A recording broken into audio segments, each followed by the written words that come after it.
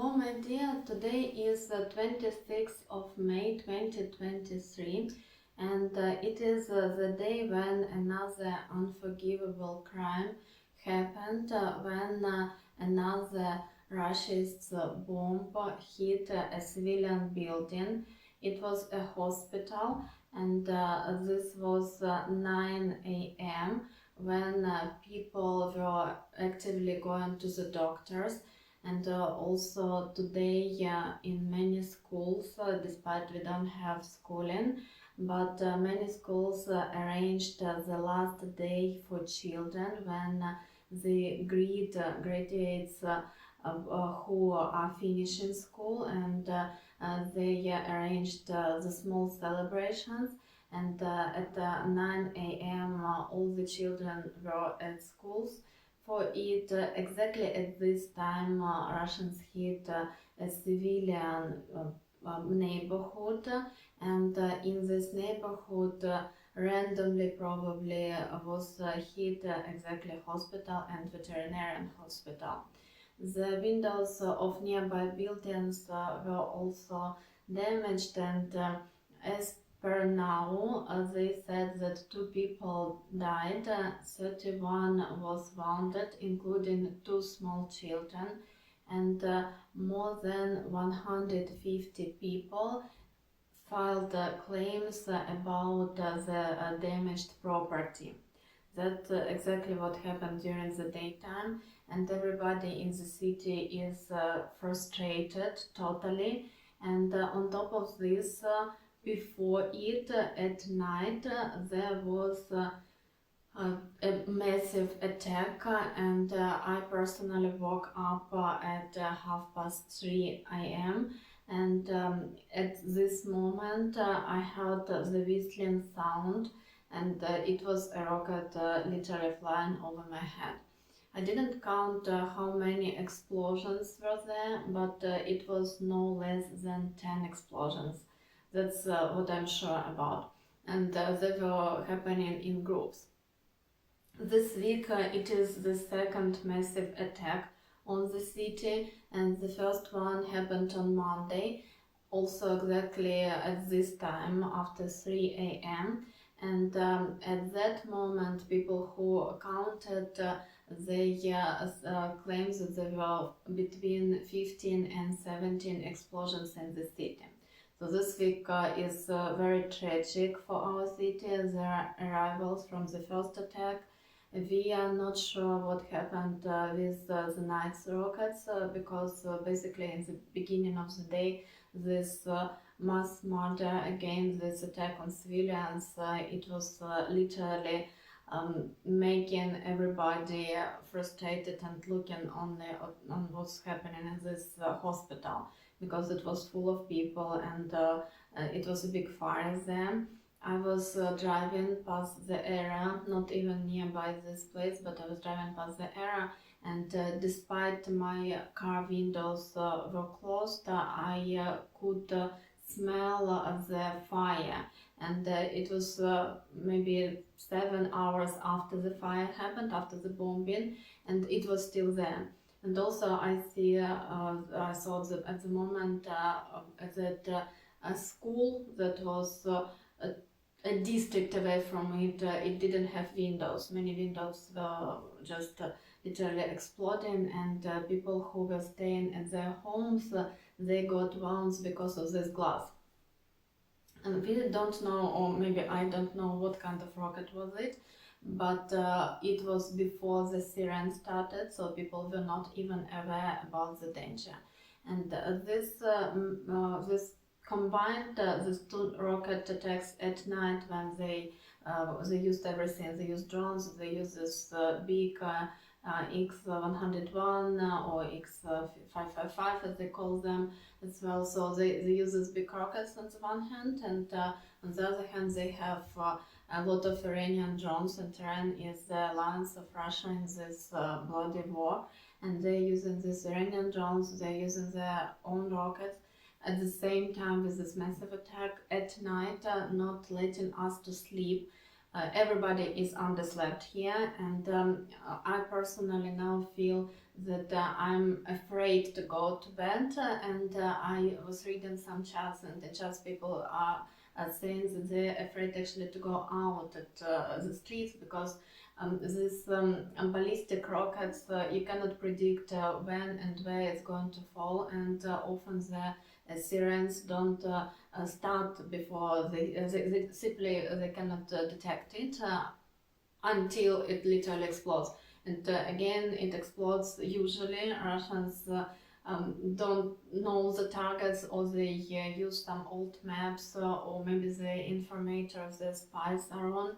And very often these rockets, they just hit in civilian areas with nothing military kilometers around.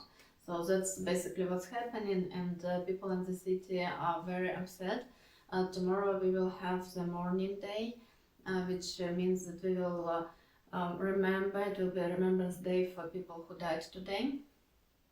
And of course, somehow we need to stop it, we need to prevent the future attacks, and these new systems, new Western systems that are already deployed in Kiev, they made a big difference, but they are not deployed in Dnipro, for example, and that's why we are using our old anti-missile systems, which cannot sometimes even detect these rockets, not talking about hitting them in the air. Also, as for today, as what's going on, it is the anniversary, the 30th anniversary, 9th anniversary of the attack on Donetsk airport. This was one of these milestones of the beginning of the war in 2014. And that's exactly what's going on, because I literally had the argument today with one of my foreign friends who said that the war is lasting only 1 year, and a little bit more like than 1 year, but that's that's a total misunderstanding, because for us in Dnipro, and of course for people in other eastern parts of Ukraine, the war has started in 2014, and it has never ended. A lot of men from here, they were fighting all these years, and the hospitals were working as military hospitals. And especially intensive military actions were exactly at Donetsk airport, and people who were fighting for it from Ukrainian side, they even called keywords, because the normal people, it was impossible. It was literally impossible, and the Donetsk airport, as a result of this battle, was completely, totally ruined. Something that we see in Bakhmut now, something that we see in Marinka, something that we see in Shastia, in all these territories that Russians want badly. It is actually the same. They're just destroying the area totally. And they did the same in Syria, for example, with Aleppo. So it is not a new strategy, they just deploy it here. Basically, from the other news, I cannot tell you much, because it is the same as I told you. We still have wounded people in hospitals, we still have the same number of refugees. It's not saying that new refugees are coming. It might happen after the deoccupation of more territories, about which we hear probably for 4 or 5 months already, and it's not happening. We don't know when and how and if it happens, but right now we don't see new refugees. Some people are returning back to Dnipro from other countries, but it's not a massive, it's not a full scale, and still we have kind of a city. It's not a ghost city, it's very crowded, there are more cars, and that's basically something. The city is very vibrant here. Even now, after this tragedy, you can go somewhere and you can see the bits of normality here and there, and you can go to the park, for example, and the parks are very well cleaned, for example. They're not really restored, but they're cleaned. The roads, as I told you the last time, the roads are built, which is a little bit annoying sometimes, because it's traffic. You need to stay in traffic because somebody is repairing the road. So the city tries to live, and I think we are trying to adapt this philosophy that despite these terrible murders are happening, that Russia does its crimes here, The life is moving on, and we need to be strong. We need to continue our fight. We need to go on with our everyday chores. That's what people do. So even now, life didn't stop, and I've been in a few places today. People are talking about it. People are really in big depression, I would say. But people are going on. I remember last spring, and I remember even last summer, when there were rocket attacks, like not like this. This was the most massive, like 17 missiles at one time on one day. It was the most massive since the beginning of the war. But I remember these big explosions, and I remember the arrival in the same area nearby. And back then, people were scared, and nobody was going out. Like a few people literally went out of their houses to do something. But today, after such terrible nights, I saw people just going and doing whatever business they have. So that's basically what's happening.